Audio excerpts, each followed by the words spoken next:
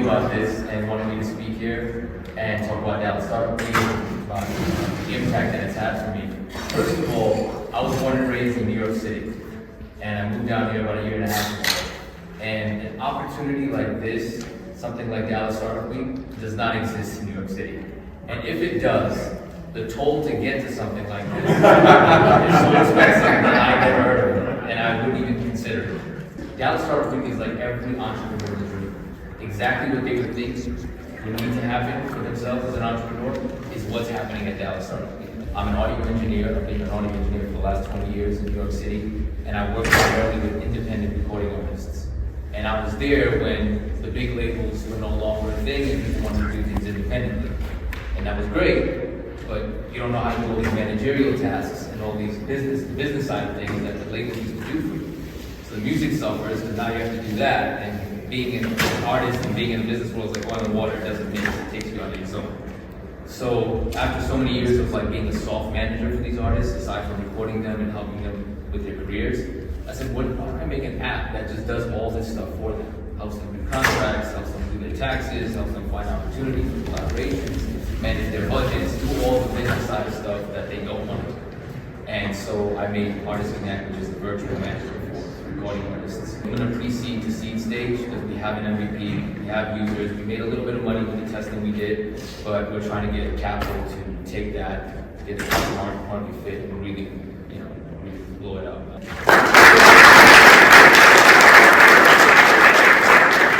If anybody has any questions? What are the 2 or 3 biggest things that the DEC has done that will impact on your process? How do you tackle it? Refining my pitch deck. Because what I do is so many different things for recording artists, but I have to hone in on the overall idea and just making it clear and succinct for investors and people who want to partner with us as to what is it exactly the main idea of what we're doing.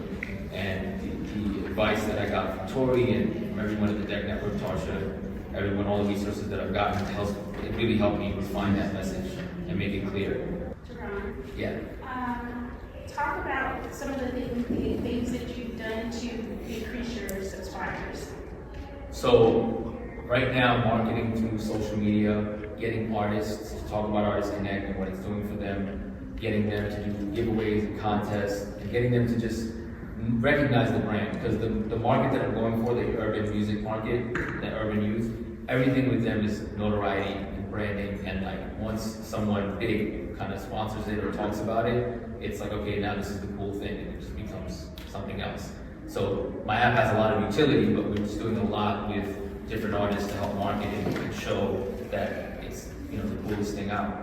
With all the relationships that I had, I was able to get 4,000 users, but we need a lot more than that because it's all over the United States. So we need to get more users to have more collaborations, foster more relationships, and really get a critical mass. How would the interns help you?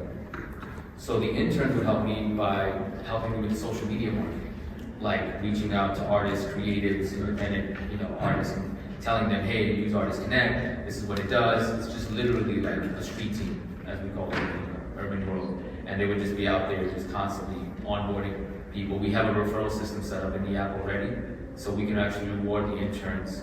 Aside from whatever they might get from college credits, we can reward them financially for helping us onboard a certain amount of users and say, okay, it shows this many people use your referral to sign up for our application. So that's something that we're going to do too. Any other questions? Yeah. Hey, what's up? You didn't know I was going to say this, but I have met Jerron before from the DEC, and I just commend you because I had a session earlier today. I talked about investors being coachable and open to feedback. And I know I've been intimately involved with you as much as Tori on price people on behalf of Tori a lot. Yeah. I just want to commend you because you make it a little much easier to work with, and you realize from an investor standpoint, when you're approached with a founder that is not coachable. Right, so I just want to commend you for that. Thank you. Just keep it up. Thank you so much. Really appreciate it. Thank you.